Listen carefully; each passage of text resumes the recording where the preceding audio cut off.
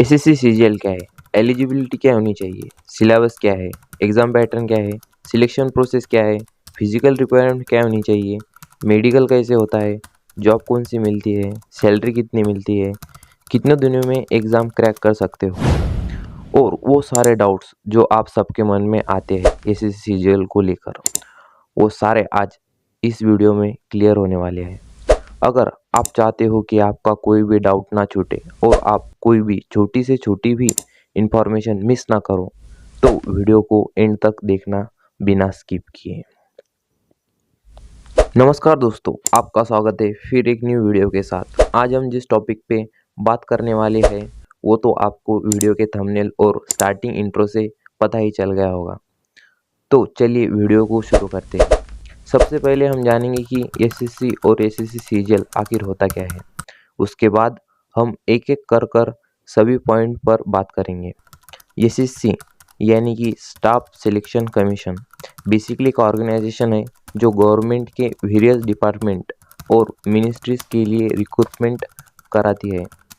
इसके under different exam होते हैं जैसे SSC CGL, CHSL, MTS, GD etcetera. इनमें से ही एक एग्ज़ाम होती है एसएससी सीजीएल। एसएससी सीजीएल यानी कि कंबाइंड ग्रेजुएट लेवल एक स्पेसिफिक एग्ज़ाम है जो ग्रेजुएट लेवल कैंडिडेट्स के लिए होता है। ये एग्ज़ाम उन पोस्ट के लिए होता है जो सेंट्रल गवर्नमेंट के हाई लेवल ऑफिसेस में होते हैं जैसे income tax officer, auditor, assistant section officer और अकाउंट्स एक्सेट्रा, जिनकी आगे हम बात करेंगे। अब मुझे लगता है कि आपको ये पॉइंट क्लियर हुआ होगा। अगर किसी को अभी भी ये पॉइंट क्लियर नहीं हुआ तो वो ऐसे समझ सकता है कि एसएससी एक ऑर्गेनाइजेशन है जो सीजीएल जैसे एग्ज़ाम कंडक्ट करता है, जिसे देकर आप इनकम टैक्स इंस्पेक्टर, ऑडिटर या असिस्टेंट सेक्शन ऑफिसर बन सकते हैं। अब चलते हैं नेक्स्ट पॉइंट पर। एलिजिबिलिटी क्या होनी चाहिए। एलिजिबिलिटी को हम दो पार्ट्स में डिवाइड करेंगे।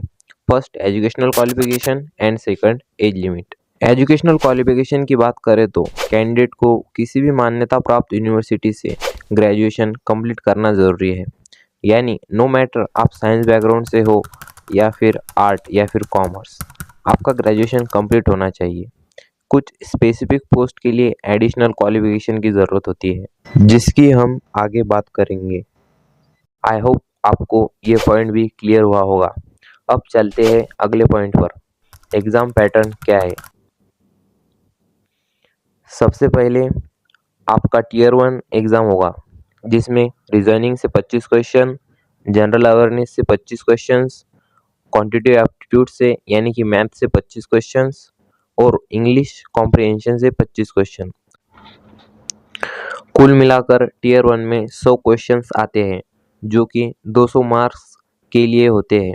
इसमें 1/4 की नेगेटिव मार्किंग भी होती है, जिसका ये मतलब है कि अगर आप 4 क्वेश्चंस गलत करोगे तो आपका 1 मार्क कटेगा। टीयर 1 सिर्फ क्वालिफाइंग नेचर का होता है, यानी कि आपका जो सिलेक्शन होगा वो टोटली टीयर 2 एग्ज़ाम पर डिपेंड करेगा। अगर आप टीयर 1 एग्ज़ाम क्वालिफाई कर लेते हो तभी आप टीयर 2 एग्ज़ाम दे सकते हो, जिसमें पेपर 1 में सेक्शन 1, सेक्शन 2 एंड सेक्शन 3 ये तीनों होता है। पहला जो सेक्शन खुलेगा 1 घंटे के लिए वो मैथ एंड रीजनिंग का होगा, जिनसे 30-30 क्वेश्चंस होते हैं, कुल 60 क्वेश्चंस, और हर क्वेश्चंस 3 मार्क्स के लिए होता है, यानी कुल मिलाकर 180 मार्क्स का आपका सेक्शन 1 होगा। फिर वो पेपर 1 घंटे में बंद हो जाएगा और अगला सेक्शन 2 खुलेगा और सेक्शन 3। सेक्शन 2 में इंग्लिश लैंग्वेज एंड कॉम्प्रिहेंशन और जनरल अवेयरनेस होता है।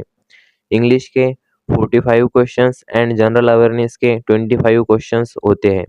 कुल 70 क्वेश्चंस होते हैं जो कि 210 मार्क के लिए, और हर एक क्वेश्चंस के लिए 3 मार्क्स होते हैं और ये भी 1 घंटे का होता है।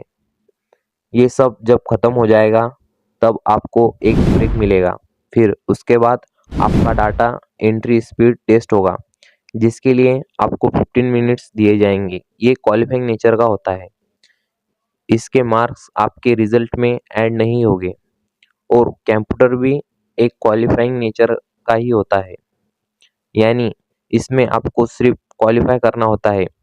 अब चलते हैं पेपर 2 की ओर।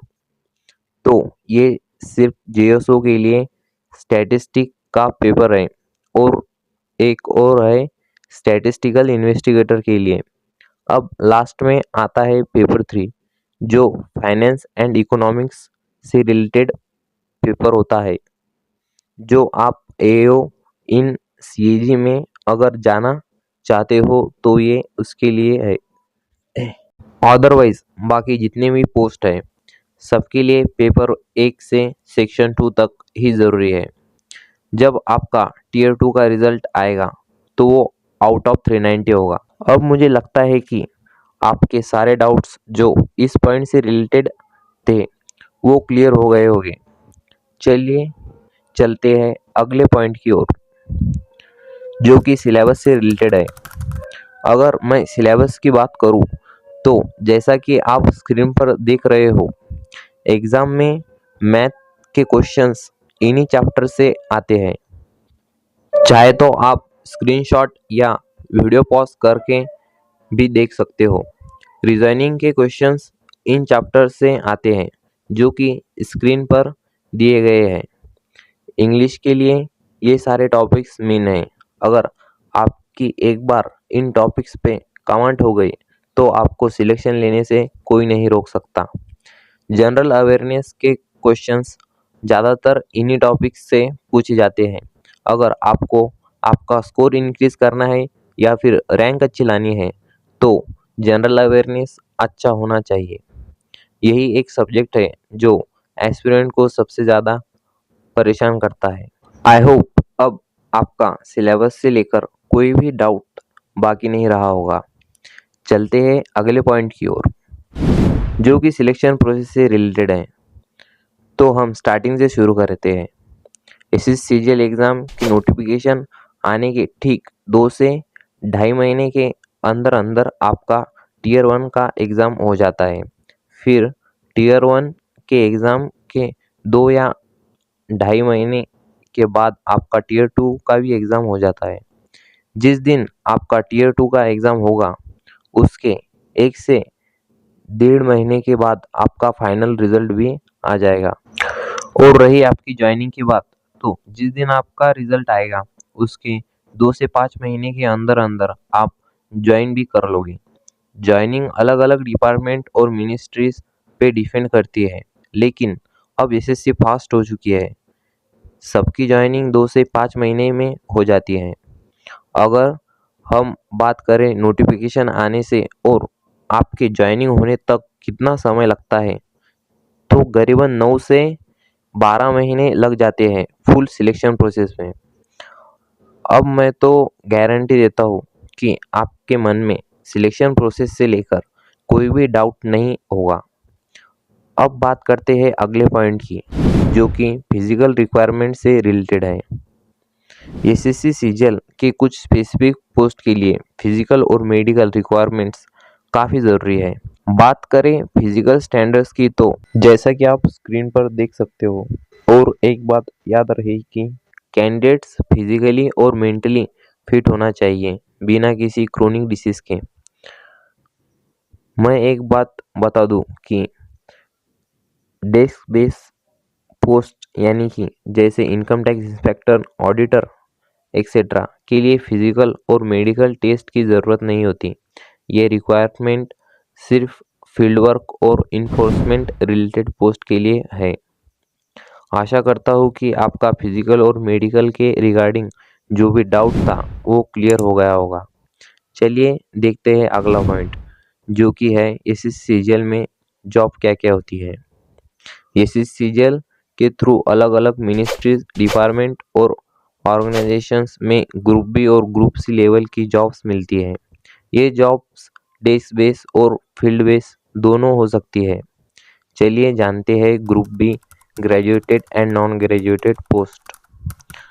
Income tax inspector, assistant section officer, assistant audit officer, assistant account officer, inspector in central excise, inspector preventive officer, inspector examiner, sub inspector in CBI, sub inspector in NIA, assistant enforcement officer यानी कि AEO। अब बात करते हैं SSCGL से लगने वाले group C post. Clerical and support rules type होते हैं।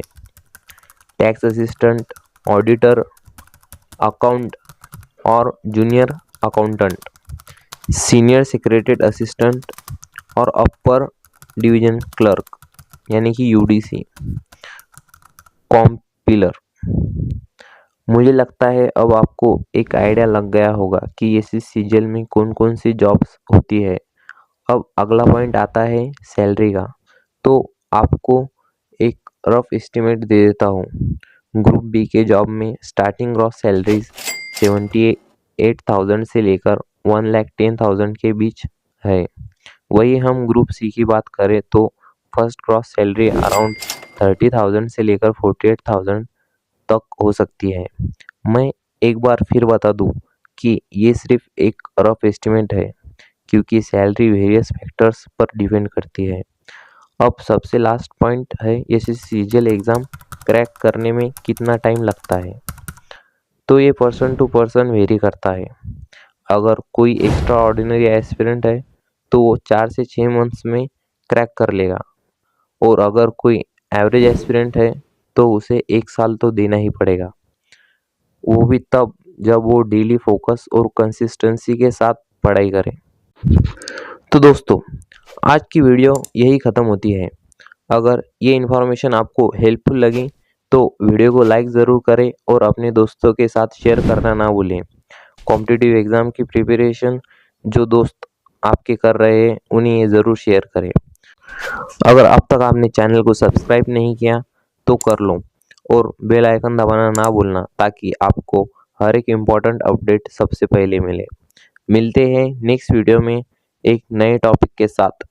तब तक के लिए अपनी प्रिपरेशन में लगे रहो और अपने सपनों को पूरा करने की तरफ एक कदम और आगे बढ़ाओ। All the best.